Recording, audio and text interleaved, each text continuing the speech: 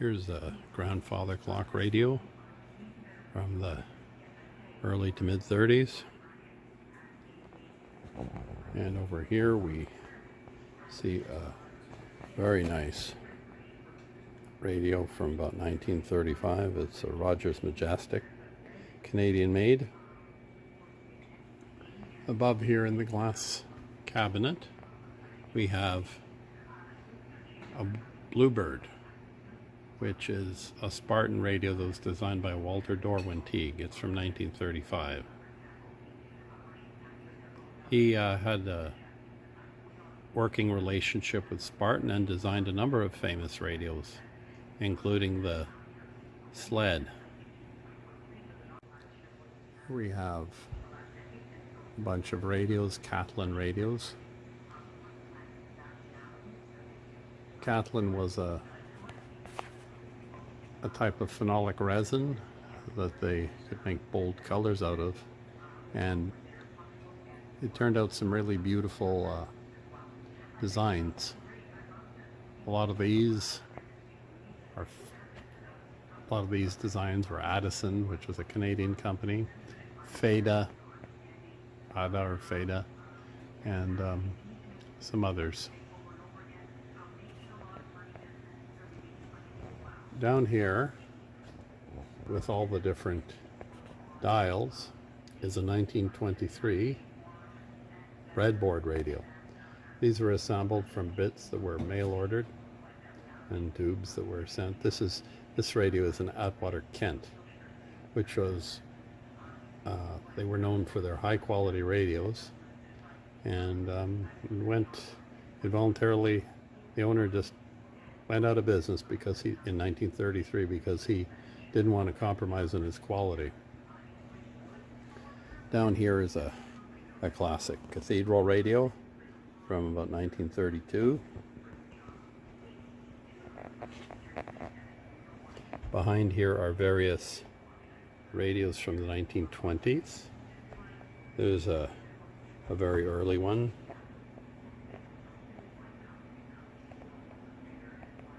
And right in the background there, the green one, is a British radio, which is called an Echo. And that radio was designed by famous British Art Deco industrial designer by the name of Wells Coates. Up here, the box with the dials on it and the coils at the top and the tubes is a very early Canadian radio. It's from about 1923. Here are some various radios, consoles, and mantle radios made by various Canadian and American companies. Here's a classic Model 70, Philco Model 70 from about 1931. And here's a Tombstone radio. And here is this radio down here is called a Scott. They were known for having chrome chassis, and people bought these chrome chassis without the cabinet quite often. It was considered to be a very fine radio in its day. Here's a RCA or Westinghouse. It's a Canadian radio, Canadian Westinghouse, which was exactly the same radio was sold as RCA in the United States. It's from about 1925 to 27. And there's what was called a spiderweb antenna, which was very typical of the 1920s. And here's another radio of that type with the old horn speaker. Radiola 20, probably about, I think it says 1925 there, Radiola 25 radio. So the radiolas in the United States, they were Radiola, and in Canada they were sold as Westinghouse radios. Here is a typical radio from about 1925. And here it's open to show the inside. You've got each stage was tuned separately. This is called a tuned radio frequency radio and was a popular radio at the time. Notice that the funny looking tubes, they were very different from the run-of-the-mill tubes that came later, like the 80, 45, etc. Here's some eclectic radios. There's a radio that's got metal sails. There's some early amateur, and we've got some interesting little radios down there. Starting with the transistors.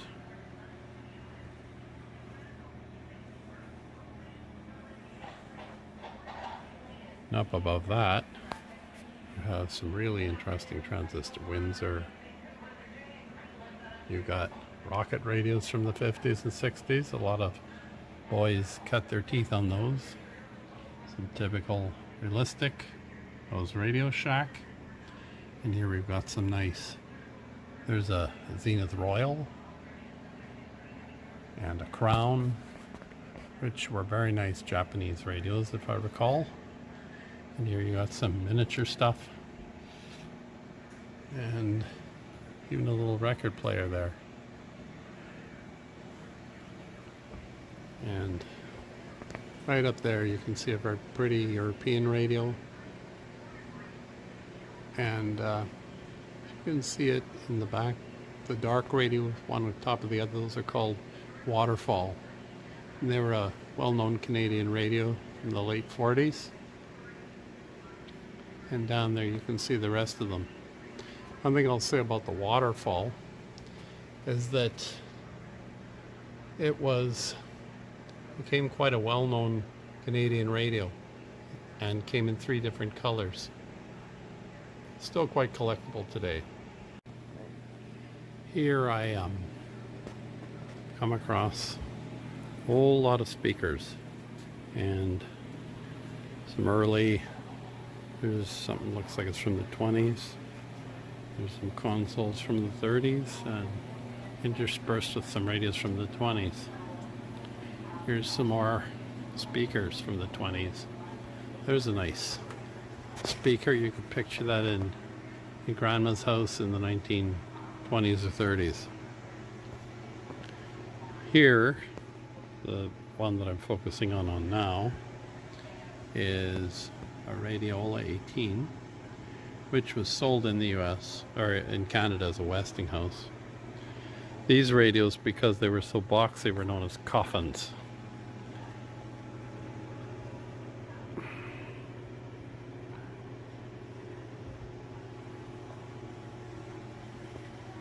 It's a classic horn speakers. See in old gangster movies. And here is just a lot of bric-a-brac radios, assorted. Here's a nice one from the 20s. It's got a lot of decorative features.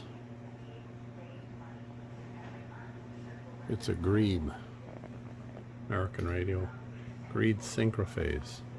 Beautiful. Brass everywhere. And very nicely polished. It looks like French polished. Very high quality cabinet.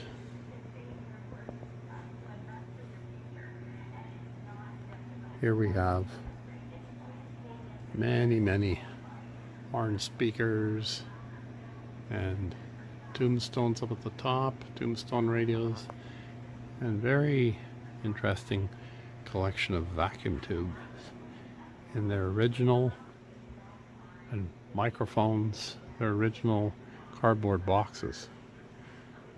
Here we have some early RCA Victor stuff from the 20s. Looking down here, another very pretty speaker with an embroidered cloth. And here we have a whole lot of coffins from the 20s, early 20s, 1922 to 1927.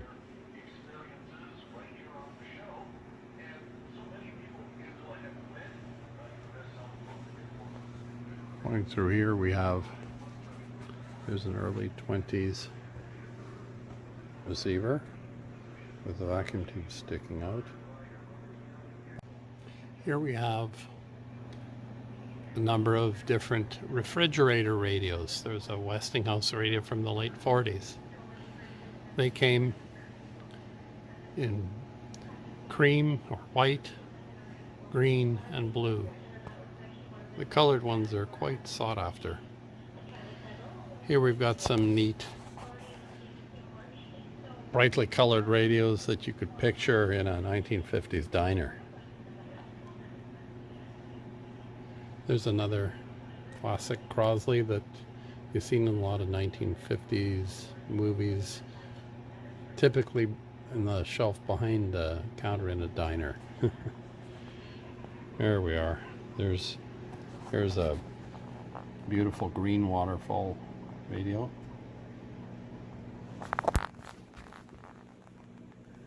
That was Northern Electric, which is a Canadian company, which incidentally became Northern Telecom, a big telephone and telecommunications company that fell apart a few years back. Here we have an old wind-up gramophone with a plotter, and those are wax cylinders that are put on an older type Edison record player, which would be like this. This one here would be probably from 1890s or early 1900s, and those would be put on a cylinder like that and played. The sound reproduction was surprisingly quite good. Here's a collection of classic ham radio gear. Everything from Hammarlund, Collins, Eddystone, different. There's a Yaesu in the 70s. Here's some classic gear of various types. It looks like there's a Knight, which is a starting ham radio in the 70s or 60s. And here's more Hammarlund gear.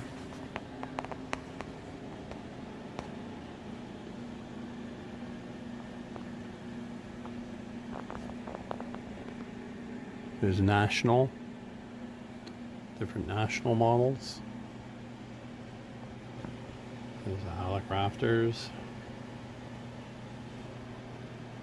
There's one I've never heard of, an Island. Never heard of that.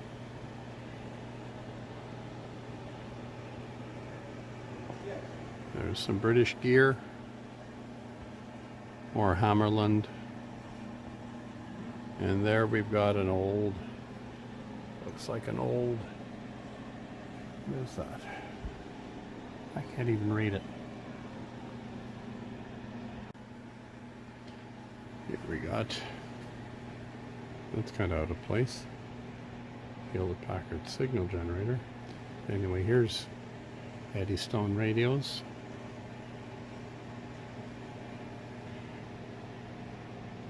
And Sky Champion. And here this looks like some old classic gear. What is this?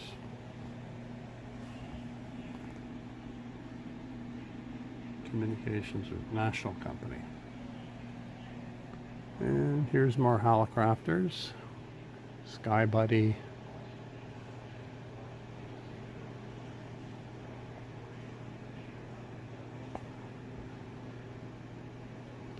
Stuff that the beginning hams used to dream about in the 50s and 60s. All looks like Halleck Rafter stuff. Sky Riders, And they're at the top. It's like a S38, which a lot of people, a lot of young hams cut their teeth on in the 40s and 50s. S38 helicopters. And here's some more stuff. I don't know what make that is.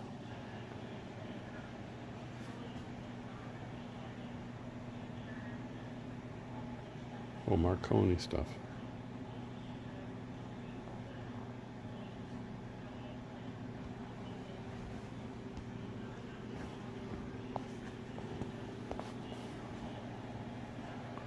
Here's various types of radios. Receivers, they look like mainly. Heathkit units. A lot of Heathkit stuff.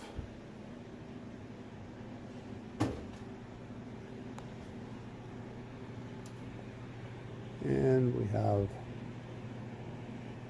more national stuff. That looks like a Yaesu up at the top there. Yaesu from the late 70s.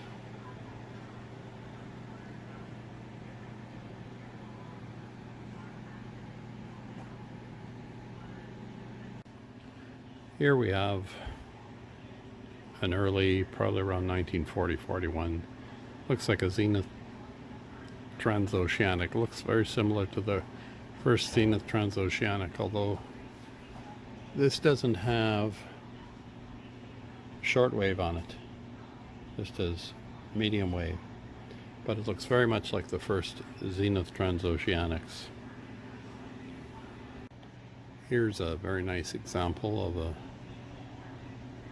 Zenith Trans-Oceanic HE005. And these are made from 46 to 49 in various forms. And they were known for their great quality of construction, but also they had a very beautiful dial. One of the most iconic radios ever made.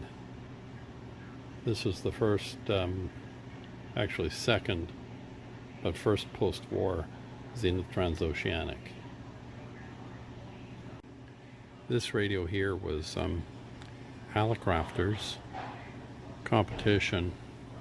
The Hallicrafters Worldwide. It was direct competition for the Zenith Trans-Oceanic.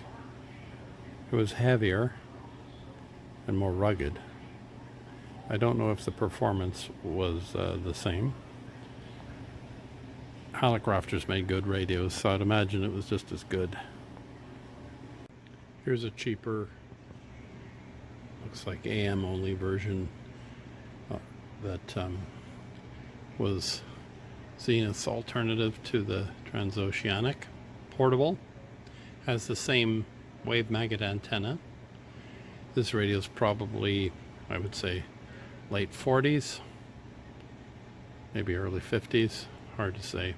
I'd have to look at the tubes. Here's a later version of the Zenith Trans-Oceanic from the mid-50s to early 60s.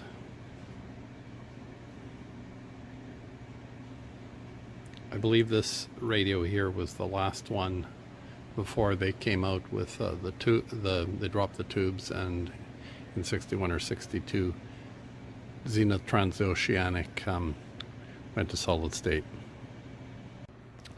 Here we have a collection of mostly World War II and some NATO radios from the 50s and 60s.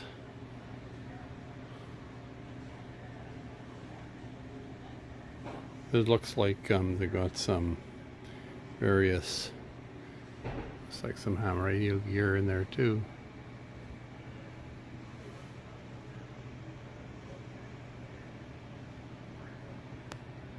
But some people really like collecting this stuff. They like the ruggedness of it. And a lot of these military radios especially the World War II ones, were converted to ham use because they used a lot of the same frequencies.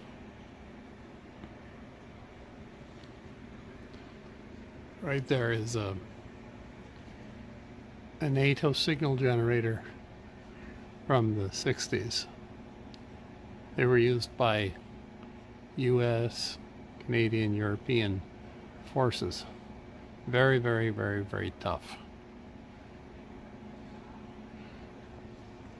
There's some other equipment. Looks like a ultra high frequency dish or horn or microwave dish used for point-to-point communications. Here we've got an interesting collection of early vacuum tubes. The more rounded ones were probably hand blown, like that one there, probably from 1908 or earlier. Along here shows the progression. There's a big transmitting tube. The bigger they are to handle more wattage. The black curved thing in the back there is a magnetron, and the one with the metal fins there on the far right is a magnetron from a microwave oven, but the magnetron on the left will be from a radar. These are amazing in that they operate at thousands of volts and therefore can produce thousands of watts of power. Down there are some various receiving tubes, the CRT from an oscilloscope, and the one that's finned there is a transmitting tube, various kinds of transmitting tubes.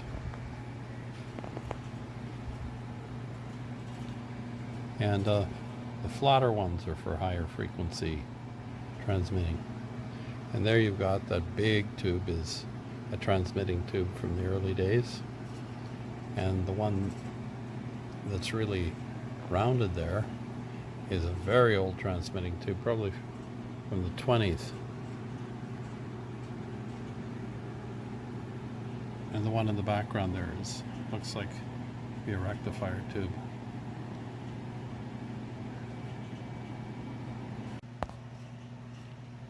Here we have some very early test equipment. Very early electrical test equipment. I don't even know what most of it is.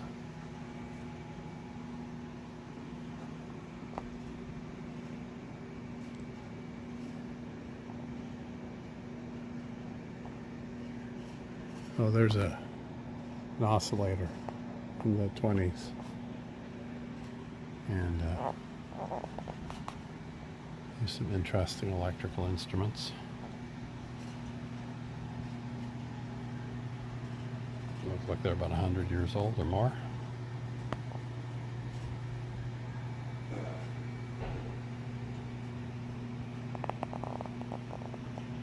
There's another big transmitting tube from the 1920s, or even earlier.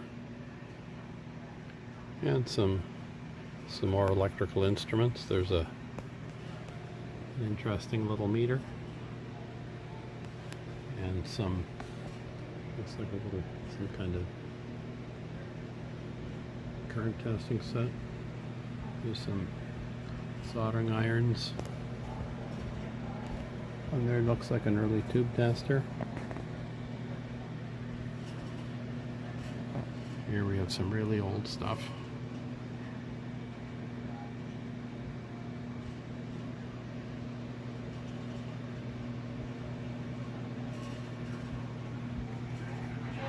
And then we get into the area where you have some interesting radios from Germany from about 1935 to 1945.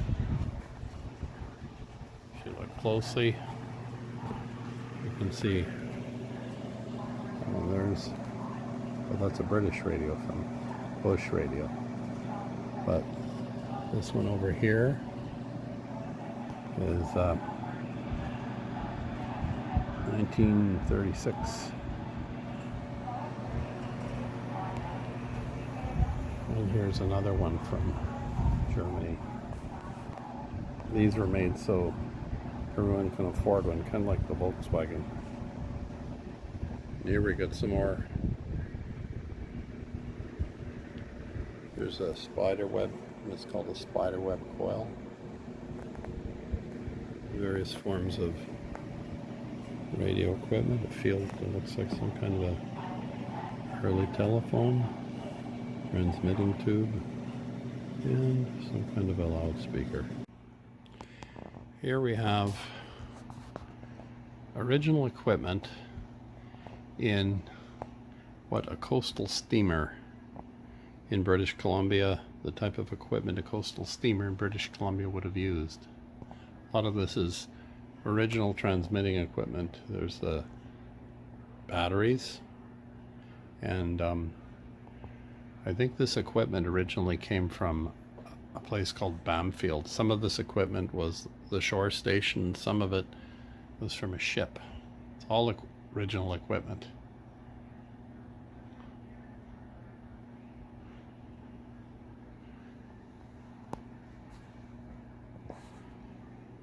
Bamfield was a station on the west coast of Vancouver Island, which was used for overseas telegraph. But some of this equipment here was radio equipment too. I think they just kind of put it all together in one room. But this here is like what a 1912 cabin radio shack, I guess they called it. In the early days would look like. Looks like the original chairs too. Very interesting.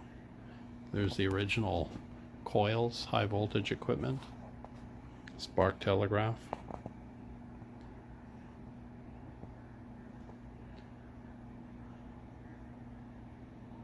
Here we have a broadcast studio from a radio station. A lot of different things here would have been in a typical broadcasting, AM broadcasting station in the 50s or 60s. Here's an Ampex reel-to-reel tape recorder, and here is a commercial grade record player. And here are various types of microphones that would have been used in the 60s. There's your classic RCA mics. They were widespread, still used. Some artists, in this particular one here, some artists still demand using a microphone like that, a ribbon microphone. And here you got a lot of more odds and ends that would have been in a audio processing equipment, that would have been in various radio studios in the 50s and 60s.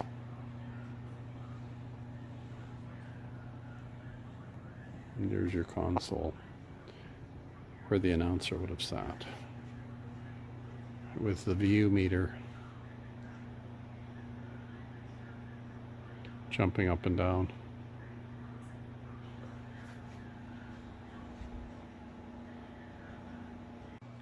Here's the inside of a 250 watt AM radio transmitter.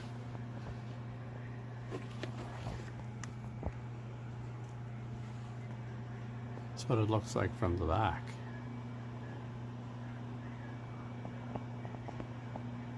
Let's look at it from the front.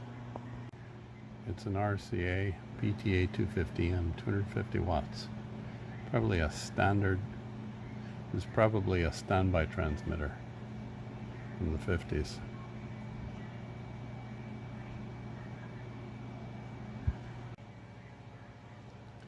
Look at all the complexity just to produce 250 watts of power.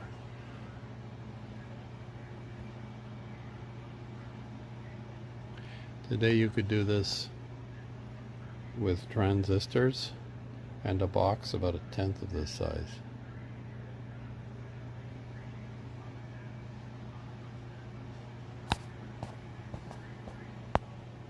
Beautifully made though.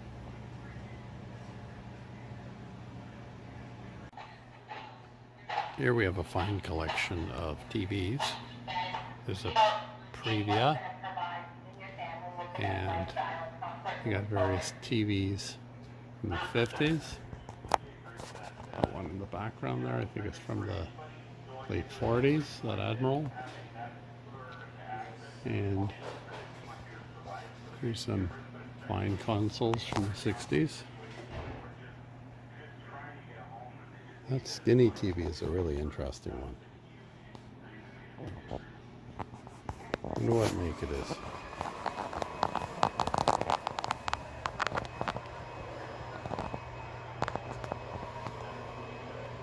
Coaxial. Yeah, General Electric. How interesting. One really interesting set here is this one here. You can just barely see it. It's an RCA CTC 100 or 1000. It was the first commercially or second commercially produced color TV around 1954, which is basically about 12 years before color broadcasting became widespread. Look how small the color TV is, how small the picture was.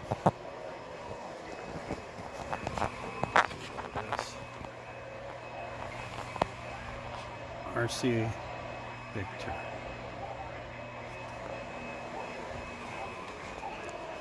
There's only about 100 of these still operating.